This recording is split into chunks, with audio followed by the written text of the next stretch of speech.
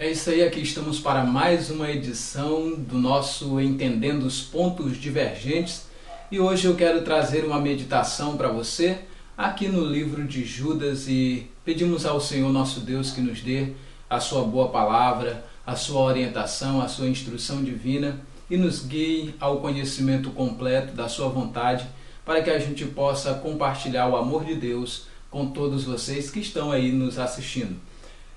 Aqui está escrito da seguinte maneira, a Epístola de Judas, no seu capítulo único, a partir do versículo 1.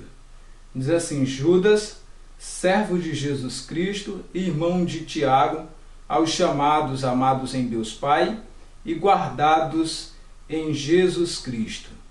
A misericórdia e a paz e o amor vos sejam multiplicados.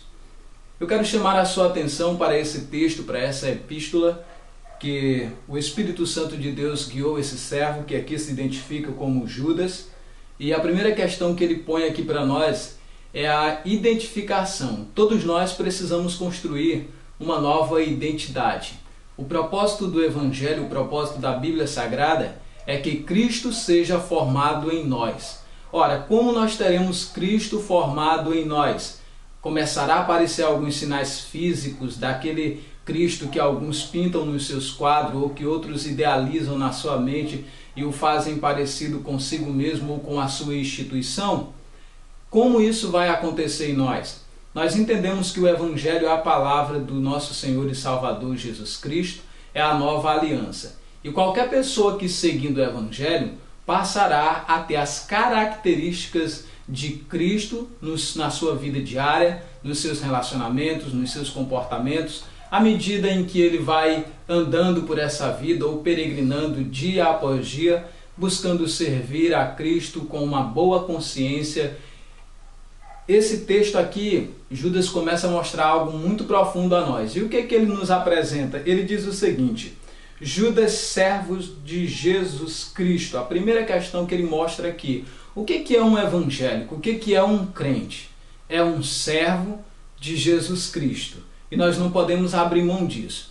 Nos nossos dias nós enfrentamos algumas dificuldades no sentido de que tem se achegado muitas pessoas e dada a má organização no sentido de que o governo não pode intervir mesmo dentro daquilo que chamamos de igrejas por aí afora.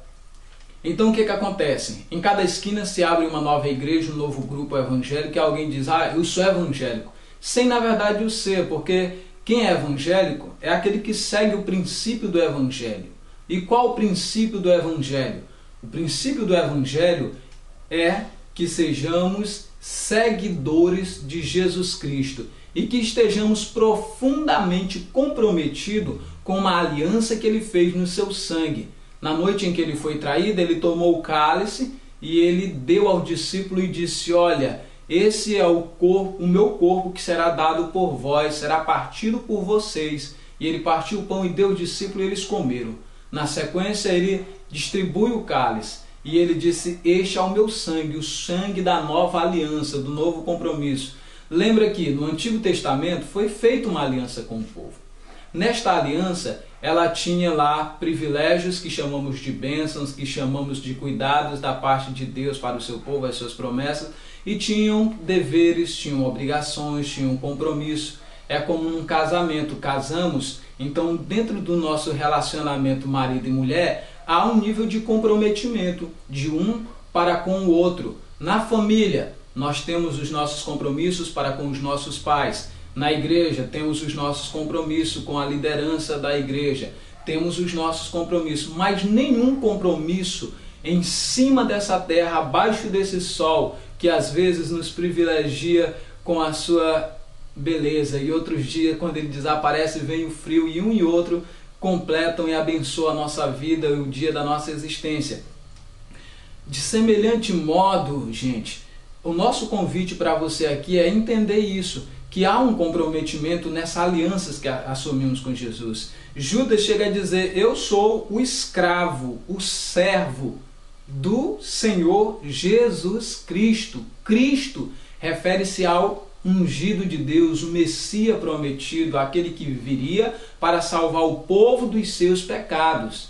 E como é que ainda vamos continuar vivendo de forma dissoluta, irresponsável, sem obedecer a Cristo, sem andar de acordo à sua vontade, de acordo à sua palavra? Se você quiser então descobrir a vontade de Cristo, que é boa, perfeita e agradável, é vir à palavra do Senhor nosso Deus. E nesta palavra você vai encontrar isso. Então, o texto já começa com um desafio. Ele se identifica, e em outros 4 versículos que segue esse texto, como servo. Servo, no sentido bíblico, é escravo. É aquele que tem um dono. É aquele que tem um senhor sobre a sua vida. É aquele que não simplesmente pode dizer eu vou aqui, eu vou acolá. Não, é aquele que para ir aqui ou ali, ele depende do seu senhor, do seu servo. Só que aqui, quando ele se apresenta como servo, ele se apresenta numa modalidade de um servo espontâneo. Ninguém me obrigou, ninguém me pressionou, ninguém está me empurrando a fazer isso, mas eu sinto dentro do meu coração a necessidade de confiar nesse, que andando sobre essa terra nunca se envolveu com as corrupções desse mundo, que andando neste mundo nunca se envolveu com as trevas nele presente. Muito pelo contrário, ele ia para os lugares onde as trevas eram de cegar, e ele simplesmente fazia a sua luz brilhar mais que o sol. Ele ia onde a prostituição era de massacrar a fé de qualquer um, e lá ele vivia todo aquele povo ali, aquela situação com eles, não de prostituição, mas de encanto, onde a luz excedia os desejos dos prazeres imundos e corruptos dessa terra, onde a santidade vencia a concupiscência, se é que podemos dizer que nesta luta de braço. Mas ali as trevas se sentiam na obrigação de desaparecer, porque ele se identificava como a luz do mundo. E enquanto as pessoas que viviam na prostituição, as prostitutas e meretrizes, que ele vez por outra tinha contato com elas, elas se sentiam numa difícil tarefa de continuar o seu trabalho de oferecer prazer por dinheiro e por custos dessa terra, e então se rendia ao que é a verdadeira fonte de prazer supremo, Jesus Cristo. E neste texto, Judas acaba nos dizendo algo profundo. Servo de Jesus Cristo, é como ele se identifica. E aqui ele diz, irmão de Tiago. É claro que ele está falando de um irmão biológico, um irmão consanguíneo, um irmão que tem características genéticas a sua. Ele está falando de um irmão que nós chamamos de irmão carnal, que nós chamamos de irmãos físico. Mas ele aponta, eu sou servo de Jesus e ainda continuo tendo a minha família. Todo cristão, é claro, ele parte para esse nível de relacionamento também. Quando ele se identifica aqui, irmão de Tiago, ele está mostrando a sua parentela, o seu parentesco. Isso até nos serve de base, porque é o seguinte, nos convertemos, se o nosso irmão se converteu, amém, continua sendo irmão de forma dupla agora em Cristo, e o nosso irmão biológico, consanguíneo, o nosso irmão aqui por parte de pai ou mãe, ou por parte de ambos. E neste caso ele se identifica que está escrevendo aos chamados. Chamados, isso é interessante. Que chamado é esse? É alguém que foi pré-determinado, sem chance de escolher alguma coisa diferente. Gente, esse chamado é como Deus apareceu ao seu povo. Era como Jesus andando pelas ruas e pregando o Evangelho das Boas Novas e dizendo, se alguém quer vir após mim, negue-se a si mesmo. O que ele estava dizendo é, você pode escolher, se você quiser, eu estou aqui e você pode me seguir. Porque Jesus bem sabia a condição que Deus havia dado aos homens. No Éden, o homem criou num relacionamento estrito. Ele só conhecia Deus ali à sua frente e toda aquela criação de Deus que ali estava. E Deus deu a ele um compromisso lá no Éden. O compromisso era de continuar na aliança. E Adão foi chamado para esse compromisso por Deus. Mas tanto lá no Éden o homem tinha o direito de continuar nesse compromisso, de encontrar-se com Deus pela viração do dia ou não, quanto depois o homem passou a ter a oportunidade de continuar servindo a Deus ou não. Esse texto ele é muito profundo e nós ainda vamos prosseguir com ele. Chamados. Cristo disse: vinde a mim, todos que estás cansado, oprimido e sobrecarregado. O Senhor disse na antiga aliança: eis que eu ponho diante de ti a vida e a morte, a bênção e a maldição. Escolhe, pois, a vida. O Senhor está dizendo: escolhe. Você tem diante de você a oportunidade de escolher que caminho você vai trilhar, que parte dessa jornada você pretende andar. O texto diz: chamados. Todos nós temos um chamado.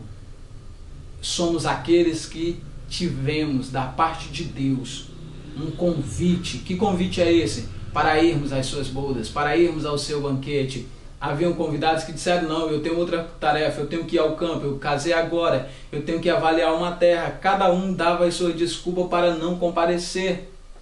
Mas haviam aqueles carentes, necessitados, que viviam à margem da sociedade e que não viam outra opção na vida, algo mais interessante senão do que atender o convite de um soberano e fazer parte do seu banquete. E ele disse: vão e convide essas pessoas. E as pessoas vieram ao seu banquete.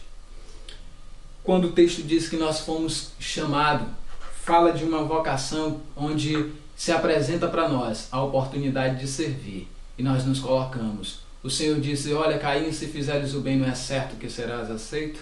E é isso que Deus coloca diante de nós. Ele coloca diante de nós essa possibilidade de servirmos voluntariamente. Judas se identifica: eu sou servo, eu sou escravo. Eu sou aquele que decidiu entregar o controle e a direção da minha vida para o Senhor Jesus. E é isso que é ser evangélico. E é isso que é ser cristão. É isso que é se tornar um seguidor de Jesus. É você pôr os seus desejos, a sua vontade nas mãos do Senhor e colocar seu serviço como bom servo, a sua mente, o seu corpo, a sua alma, o seu entendimento, colocar todo o teu ser nas mãos do Senhor. O texto diz que ele se identifica aqui como irmão de Tiago e chamado para um compromisso, para um serviço. Adão tinha o seu compromisso. O que ele fez? Cristo veio para essa terra e abraçou a vontade do Pai. O que ele fez com a vontade do Pai? Alguém disse: em Adão todos nós nos tornamos perdidos. Mas a boa nova é que em Cristo ele trouxe vida, ele trouxe salvação, ele trouxe redenção. E essa redenção ela é oferecida ainda hoje para mendigos, adúlteros, feiticeiros, homossexuais e quem quer que seja da nossa sociedade. Esse convite está estendido aos políticos, esse convite está estendido aos grandes empresários, aos pequenos empresários, ao mendigo debaixo da ponte, ao mais indigno entre os homens que nós viermos assim nomenclaturar. Esse convite está estendido a todos, mas compete a todos fazer a escolha sábia, atender o chamado, de sorte que a fé nesse Cristo vem pelo ouvir, e o ouvir a palavra de Deus.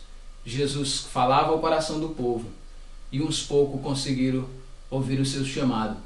Até o dia da sua ressurreição, algo em torno de 120 pessoas, e não certo, talvez aproximadamente esse número, e que nem viesse a dar, num país que tinha mais de milhões de pessoas, foram os que atenderam o chamado de Deus.